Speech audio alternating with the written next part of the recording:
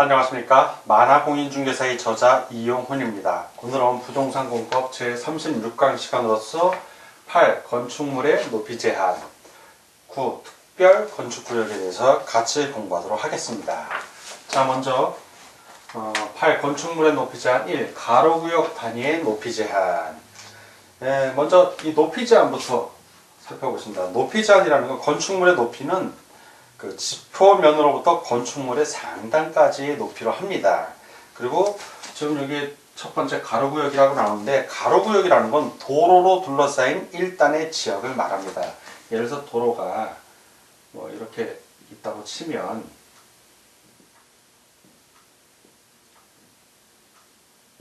뭐 예를 드는 겁니다. 이렇게 일단의 도로로 둘러싸인 하나의 이 지역, 일단의 하나의 단위로 묶인 지역이죠. 이런 구역을 바로 가로구역이라고 합니다. 그래서 가로구역 단위의 높이 제한은 그 건축물 허가권자가 높이를 지정 공고하는 가로구역. 예를 들어서 이 가로구역에 대해서는 허가권자가 가로구역을 단위로 하여 건축물의 높이를 지정 공고할 수 있습니다. 자, 이거는 바로 누가?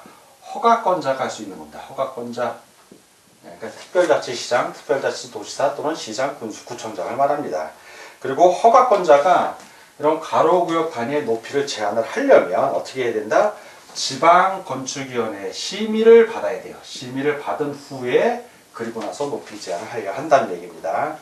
자, 두 번째, 가로구역의 높이 완화 적용 시에는 건축위원회의 심의가 필요합니다. 자, 이런 가로구역 단위의 높이 제한을 이제 완화를 하려면 누구의 심의? 건축위원회의 심의를 받아야 됩니다. 그래서 특별자치시장, 특별자치도지사 또는 시장, 군수구청장은 가로구역의 높이를 완화하여 적용할 필요가 있다고 판단되는 대지에 대하여는 대통령령으로 정하는 바에 따라 건축위원회의 심의를 거쳐 높이를 완화하여 적용할 수 있다. 자, 다음 1조 등의 확보를 위한 건축물의 높이 제한에서 같이 알아보도록 하겠습니다. 자, 이번에는 1조 등의 확보를 위한 건축물의 높이 제한입니다. 자, 요 1조 등의 확보를 위한 건축물의 높이는 뭐나 시험에 잘 나오고 중요한 부분입니다. 크게 네 가지로 나뉘는데, 첫째는 전용 주거지역, 그리고 일반 주거지역. 그래서 건축하는 건축물의 높이 제한이 있고요. 두 번째는 정남 방향이 인접대지 경계선으로부터의 거리에 따른 높이. 자, 이번엔 정남 방향입니다. 정남 방향에 따른 겁니다. 자, 그리고 세 번째는 공동주택입니다. 공동주택. 그리고 마지막으로 네 번째는 적용 제외지역. 적용을 제외하는 경우. 네 가지로 크게 대별을 해서 우리가 구분해서 살펴볼 수 있습니다. 먼저 첫 번째, 전용 주거 지역과 일반 주거 지역에서 건축하는 건축물의 높이입니다. 보면 건축물의 각 부분을 정북 방향으로의 인접대지 경계선으로부터 다음의 범위에서 건축조례로 정하는 거리 이상을 띄어 건축하여야 한다. 자, 여기서 핵심은 정북 방향이에요. 정북. 자, 그래서 건물에 대지가 있으면 이게 이렇게 방위선, 이쪽이 북쪽이죠. 이 북쪽 지역에 있는 이 인접 대지 경계선으로부터, 자, 여기서부터 내가 건물을 이렇게 지을 때 얼마를 띄워야 되는가, 그걸 보는 겁니다. 그래서 이 경우에는 첫 번째, 높이 9m 이하인 부분, 9m 이하인 부분은 이런 경우에는 인접 대지 경계선으로부터 몇 미터 이상 뛴다? 1.5m 이상을 띄면 됩니다. 자, 그런데 9m를 초과하는 경우, 9m를 초과. 자, 초과하는 경우에는 그 초과하는 부분에 대해서 10m, 12m, 13m 뭐 이런 걸 얘기하는 겁니다. 인접 대지 경계선으로부터 해당 건축물 각 부분 높이의 2분의 1 이상 된 겁니다. 그래서 이런 건물이 어떻게 나타나냐면, 자, 이렇게 여기가 인접한 대지고, 대지 경계선이에요. 이제 평면으로 이렇게 본 겁니다. 내가 짓는 건물이 여기라면 이쪽이 북쪽이에요. 그러면 여기 이제 9m까지는, 자, 이게 9m예요. 9m까지는 여기를 얼마를 띈다?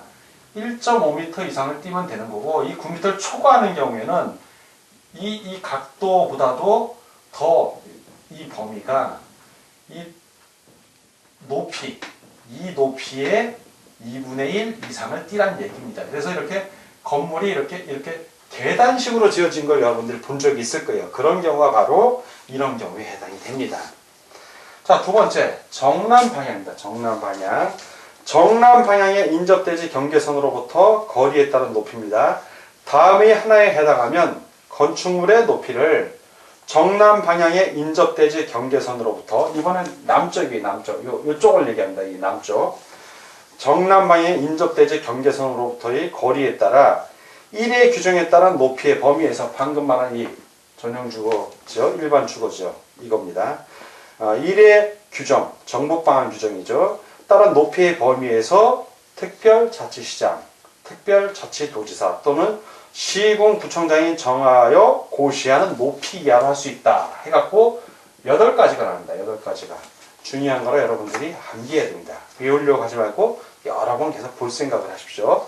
첫 번째, 택지개발지구. 자, 택지개발지구인 경우. 두 번째는, 순서는 빼겠습니다. 1번, 2번은 빼게요. 대지 조성 사업지구인 경우. 세 번째, 광역 개발 권역 및 개발 촉진 지구인 경우.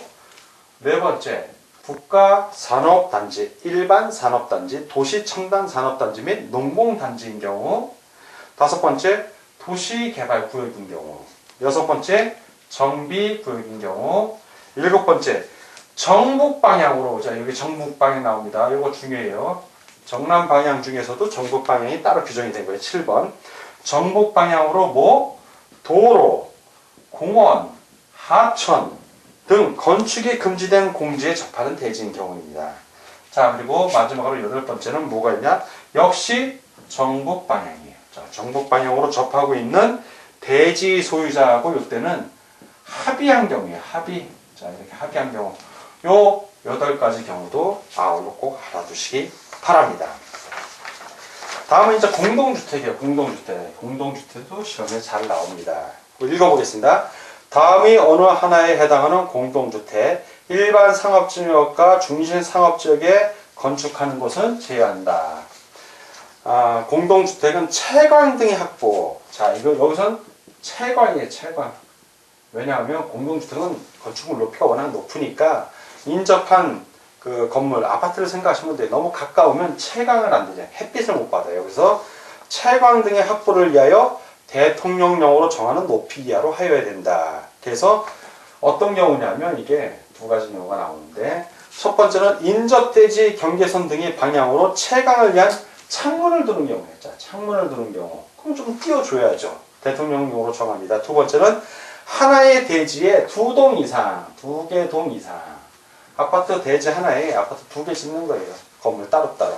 2동 이상을 건축하는 경우, 이런 경우에는 채광을 위하여 대통령령으로 정하는 거리만큼 띄어야 된다는 겁니다. 자, 그러면 대통령령으로 정하는 높이. 자, 대통령령으로 정하는 높이. 자, 높이가 크게 2가지가 나와요. 2가지가. 첫 번째는 건축물, 기숙사는 제외합니다. 건축물의 각 부분의 높이는 그 부분으로부터 채광을 위한 창문이 있는 벽면에서 직각 방향으로 인접대지 경계선까지의 수평거리의 2배 이하. 자, 채광 때문에 수평거리 2배 이하로 할 것. 물론 근린 상업지역 또는 준주거지역의 건축물은 4배 이하로 합니다. 예외적인 부분 한번 읽어보겠습니다. 다만 채광을 위한 창문 등이 있는 벽면에서 직각 방향으로, 마주보고 있는 쪽을 얘기해요. 직각이니까. 인접대지 경계선까지의 수평거리가 1m 이상으로서 건축조례로 정하는 거리 이상인 다세대 주택은 적용하지 않는다. 1번을. 자, 두 번째입니다. 같은 대지에 2동 이상의 건축물이 서로 마주보고 있는 경우에 건축물 각 부분 사이의 거리는 다음의 거리 이상을 띄어서 건축할 것. 자, 이번엔 두 동 이상을 바로 건축하는 경우에 두 동 이상. 그래서 5가지 경우가 나오는데, 자, 첫 번째 기억. 채광창이 있는 벽면으로부터 직각 방향으로 건축물 각 부분 높이의 0.5배, 도시용 생활주택은 0.25배 이상의 범위에서 건축 조례로 정하는 거리 이상. 자, 0.5배. 자, 두 번째는 서로 마주보는 건축물 중 남쪽 방향의 건축물 높이가 낮고, 남쪽이 낮으니까 햇빛이 뒤에도 들어오겠죠. 주된 개구부, 거실과 주된 침실이 있는 부분입니다. 개구부의 방향이 남쪽을 향하는 경우 높은 건축물 각 부분의 높이의 0.4배 이상의 범위에서 건축 조례로 정하는 거리 이상이고, 낮은 건축물 각 부분의 높이의 0.5배 이상의 범위에서 건축 조례로 정하는 거리 이상. 자, 그래서 여기서는 0.4배, 0.5배가 있습니다. 그래서 그 높은 건축물 부분은 0.4배, 낮은 건축물은 0.5배. 참 디귿은 기역에도 불구하고, 아까 0.5배죠. 기역에도 불구하고 건축물과 부대시설 또는 복리시설이 서로 마주보고 있는 경우에는 부대시설 또는 복리시설 각 부분 높이의 1배 이상. 1배 이상. 네 번째, 리을입니다. 채광창, 창 넓이가 0.5제곱미터 이상인 창을 말한다. 채광창이 없는 벽면과 측벽이 마주보는 경우에는 8m 이상. 그리고 5번째, 미음. 측벽과 측벽이 마주보는 경우에는 4m 이상. 자, 이렇게 거리를 두어야 된다는 얘기입니다. 다만 예외적으로 그 대지의 모든 세대가 동지를 기준으로 9시에서 15시 사이에 2시간 이상을 계속하여 일조를 확보할 수 있는 거리 이상으로 할 수 있습니다. 자, 이제 마지막으로 적용 제외입니다. 어떤 경우에 적용을 제외하냐면 2층 이하로서 높이가 8m 이하인 건축물. 자, 2층 이하로서 높이가 얼마 이하? 8m 이하인 건축물에는 해당 지자체 조례로 정하는 바에 따라 1조 등의 확보를 위한 건축물의 높이 제한 규정을 적용하지 아니할 수 있다. 그래서 이 적용제도 물론 중요한 규정이 되겠습니다. 자, 이렇게 해서 건축물의 높이 제한을 다 알아봤고, 다음은 특별 건축구역에 대해서 같이 알아보도록 하겠습니다. 자, 이번에는 그 특별 건축구역에 대해서 같이 알아보도록 하겠습니다. 그 특별 건축구역 정의를 보면, 조화롭고 창의적인 건축물의 건축을 통하여 도시 경관의 창출, 건설기술 수준 향상, 건축 관련 제도 개선을 도모하기 위하여 건축법 등의 일부 규정을 적용하지 아니하거나 완화 또는 통합하여 적용할 수 있도록 특별히 지정하는 구역. 이게 특별건축구역의 정의입니다. 자, 그럼 이제 구체적으로 특별건축구역의 지정과 해제에 대해서 알아보겠습니다. 먼저 첫 번째, 지정권자. 누가 특별건축구역을 지정하는지 지정권자를 알아보면, 지정권자는 바로 국토교통부 장관 또는 시도지사입니다. 시도지사. 그래서 지정 대상은 도시나 지역의 일부로서 특별건축구역으로 특례 적용이 필요하다고 인정하는 경우에 특별건축구역을 지정할 수 있습니다. 그런데 지정이 제한되는 경우가 있어요. 지정, 제한. 이거 지정 대상은 방금 얘기했고요. 지정이 제한되는 경우가 있는데, 특별건축구역으로 지정할 수 없는 지역이 있습니다. 또는 구역인데 4가지가 나오죠. 첫 번째, 개발 제한구역. 지정할 수 없고요. 두 번째, 자연공원. 세 번째, 접도구역. 도로에 접한 구역입니다. 접도구역.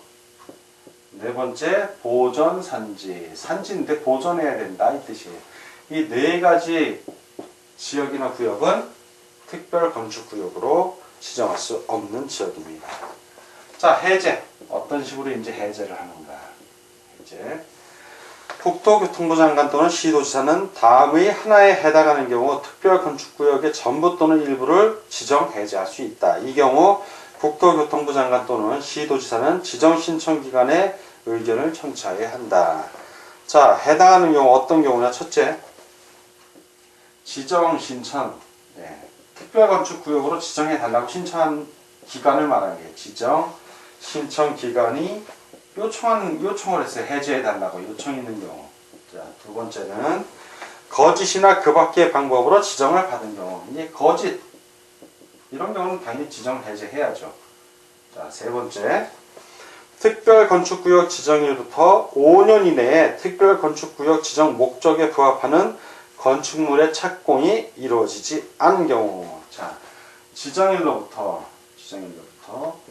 5년 이내에 특별건축구역 지정에 부합하는 건축물의 착공이 없어. 이루어지지 않은 경우예요. 자, 네 번째. 특별건축구역 지정 요건 등을 위반하였으나 시정에 불가능한 경우. 자, 위반을 했는데 시정이 불가능해. 자, 이런 경우에는 특별건축구역 지정을 해제해야 되는 사유에 해당이 됩니다. 자, 이렇게 특별건축구역의 지정과 해제에 대해서 알아봤고, 다음은 특별건축구역의 지정 절차 등에 대해서 같이 알아보도록 하겠습니다. 이번에는 지정 절차입니다. 지정 절차. 자, 첫째, 지정을 신청을 해야겠죠. 지정해달라고 특별건축구역으로 지정해주세요 하고 신청을 해야 됩니다. 어떻게 신청하냐면, 지정 신청 기간이 특별건축구역의 지정이 필요한 경우 중앙행정기관의 장 또는 시도지사는 국장에게, 시공구청장은 특별시장, 광역시장, 도지사에게 각각 특별건축구역의 지정을 신청할 수 있다. 자, 지정 신청 기간은 뭐냐면 지정해달라고 신청하는 기간이에요. 어디? 중앙행정기관의 장, 지정 대상 사업구역을 관할하는 시도지사 또는 시군구청장을 말합니다. 그래서 그 지정 신청 기간이 그 중앙행정기관의 장 또는 시도지사인 경우에는 누구에게 신청을 하냐면 국토교통부 장관, 국장에게 신청을 하는 거예요. 지정 신청을 하는 것이고, 자, 이 지정 신청 기관이 시군구청장인 경우에는 누구에게 신청한다? 이때는 특별시장, 광역시장, 도지사에게 신청을 한다는 얘기입니다. 신청. 지정 특별건축구역으로 지정해 달라고. 그렇게 신청할 수 있다. 신청하여야 한다가 아니라 신청할 수 있습니다. 자, 그리고 건축위원회 심의가 있는데, 국장 또는 특광도지사는 지정 여부를 결정하기 위하여 지정 신청을 받은 날부터 며칠 이내에, 자, 30일 이내에 건축위원회 심의를 건축해야 돼. 건축위원회 심의 30일 이내에 건축위원회 심의를 거쳐야 합니다. 다만 국장은 지정 신청이 없더라도 필요한 경우 직권으로 지정할 수 있습니다. 이 경우에 국토교통부 장관을 지정 신청 기관으로 봅니다. 자, 그리고 세 번째, 고시하고 송부가 있어요. 송부. 고시는 국장 또는 시도지사가 특별건축구역을 지정 변경 해제하는 경우에 관보, 시도지사는 공보입니다. 국토교통부 장관은 관보고, 관보 또는 공보에 고시하고, 국장 또는 특광도지사는 지정 신청 기관에 관계 서류의 사본을 송부, 보내준다는 얘기죠. 서류를 송부해야 됩니다. 자, 그리고 마지막으로 이제 지정하거나 지정 변경을 하거나, 자, 지정하거나 변경. 이거의 효과, 어떤 효과가 있는가? 지정하거나 지정 변경의 효과는 도시 군 관리 계획의 결정이 있는 것으로 봅니다. 도시 군 관리 계획의 결정이 있는 것으로 보는 겁니다. 도시군 관리 계획에. 자, 이렇게 특별건축구역을 알아봤습니다. 오늘은 부동산공법 제36강 시간이었고, 8. 건축물의 높이 제한, 9. 특별건축구역에 대해서 같이 공부하였습니다. 오늘 공부하느라고 수고 많으셨습니다. 다음 시간에 뵙겠습니다. 감사합니다.